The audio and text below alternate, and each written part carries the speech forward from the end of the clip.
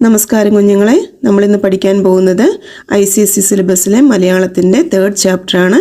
വീണപൂവ് എന്നാണ് ഈ ചാപ്റ്ററിൻ്റെ പേര്. ഇതൊരു കവിതയാണ്. ഈ കവിത എഴുതിയത് കുമാരനാശൻ, N കുമാരനാശാനാണ് ഈ കവിത എഴുതിയിട്ടുള്ളത്. നമുക്ക് കവിയെക്കുറിച്ചൊന്ന് നോക്കിയാലോ. മലയാള കവിതയുടെ കാൽപ്പനിക വസന്തത്തിന് തുടക്കം കുറിച്ച കവിയാണ് കുമാരനാശാൻ. ആധുനിക കവിത്രയങ്ങളിൽ ഒരാളാണ് കുമാരനാശാൻ. ആശാനെ ആശയഗംഭീരൻ, സ്നേഹഗായകൻ എന്നീ വിശേഷണങ്ങളിൽ അറിയപ്പെടുന്നു. 1873 ഏപ്രിൽ 12 തിരുവനന്തപുരത്തെ കായ്ക്കരയിലാണ് ആശാന്റെ ജനനം. മഹാകാവ്യം എഴുതാതെ തന്നെ മഹാകവിയായ വ്യക്തിയാണ് കുമാരനാശാൻ. കുമാരനാശാന്റെ പ്രധാന കൃതികൾ ഏതൊക്കെയാണ് എന്ന് നമുക്ക് നോക്കാം. നളിനി, ലീല, ചണ്ടാലഭിഷികി, കരുണ, ദുരവസ്ഥ, വീണപൂവ് എന്നിവയെല്ലാം കുമാരനാശാന്റെ പ്രധാന കൃതികളാണ്.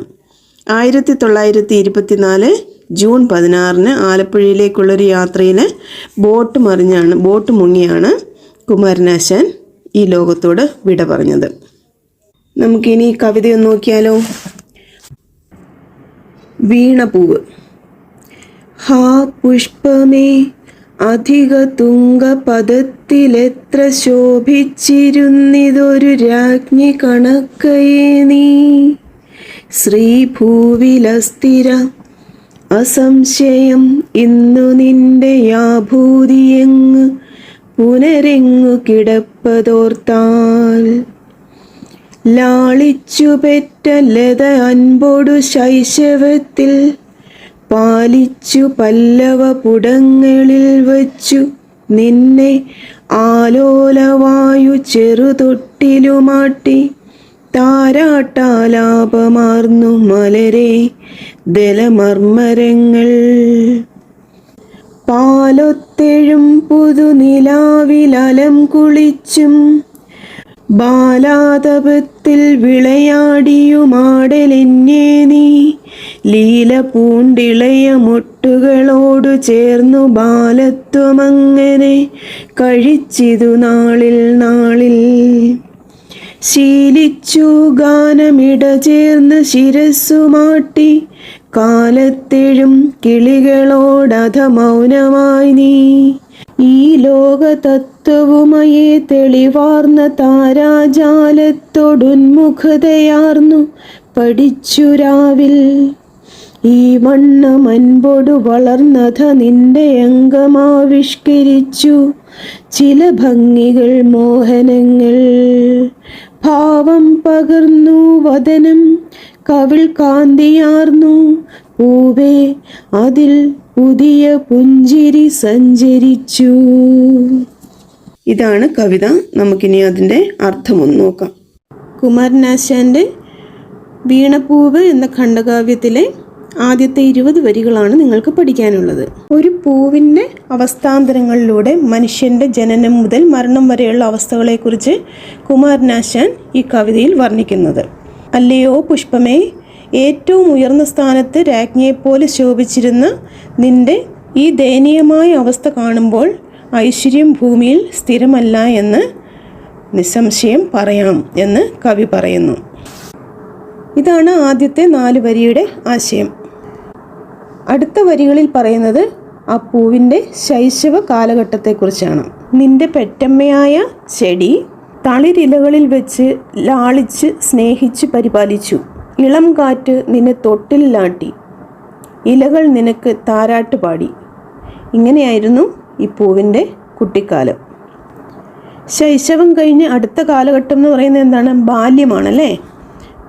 ബാല്യകാലം എന്ന് പറയുന്നത് എന്താണ്? കൂട്ടുകാരോടൊത്ത് കളിച്ച് ചിരിച്ച് നടക്കുന്ന ഒരു കാലഘട്ടമാണ്. ആ ബാല്യകാലത്തിൽ ഈ പൂവ് പാലുപോലെ വെണ്മയേറിയ പുതുനിലാവിൽ മതിവരുവോളം കുളിച്ചും ഇളം വെയിലിൽ സന്തോഷത്തോടെ കളിച്ചും ഇളം മൊട്ടുകളോട് ചേർന്ന ബാല്യകാലം ദുഃഖങ്ങളില്ലാതെ പൂവ് കഴിച്ചുകൂട്ടി.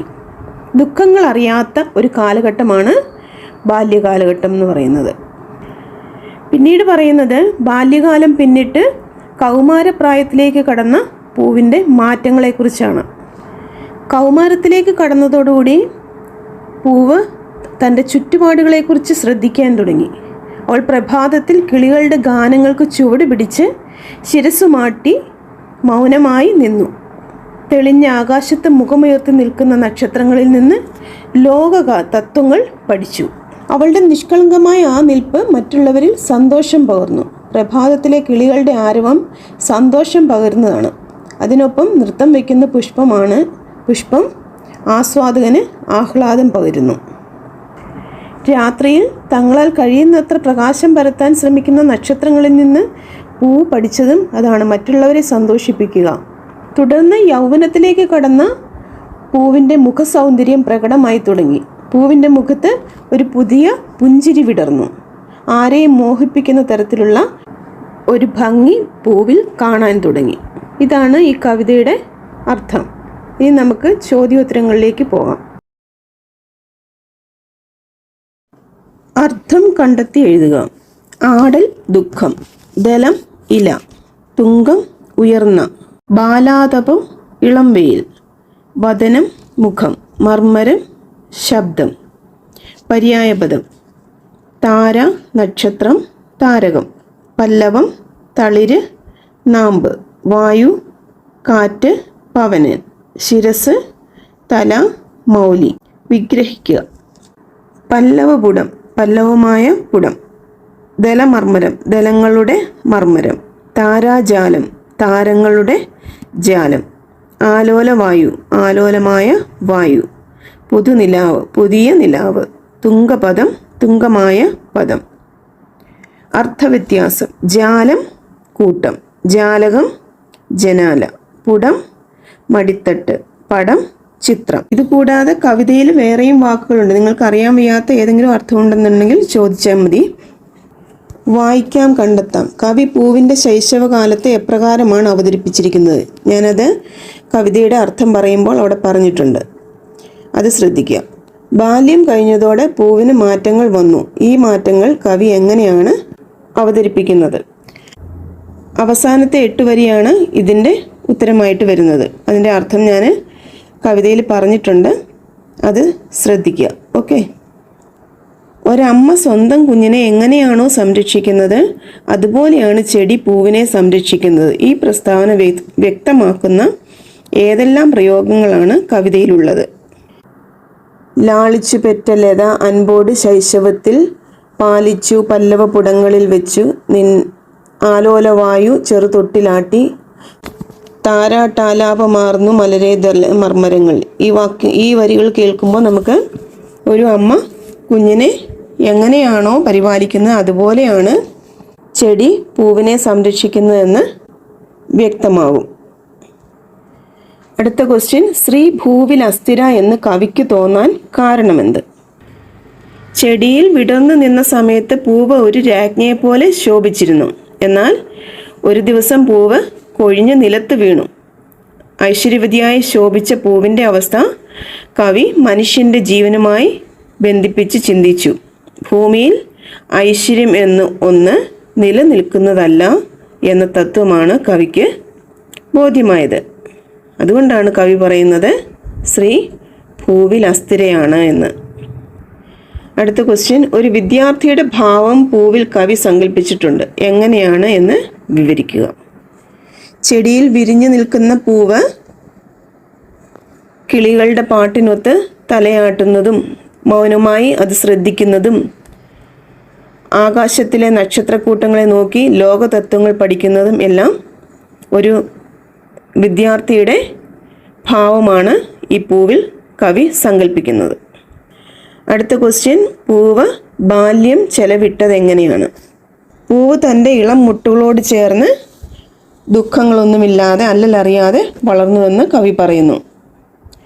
പകൽ സൂര്യപ്രകാശത്തിൽ വിളയാടിയും രാത്രിയിൽ നിലാവിൽ ആവോളം കുളിച്ചും പൂവ് തൻ്റെ ബാല്യകാലം ചെലവിട്ടു. അടുത്തത് ജീവചരിത്രക്കുറിപ്പ് തയ്യാറാക്കുക. കുമാരനാശാനെ കുറിച്ചൊരു ചെറിയ വിവരണം ഞാൻ ഈ പാഠത്തിന് ആദ്യം തന്നെ കൊടുത്തിട്ടുണ്ട്, അത് ശ്രദ്ധിക്കുക.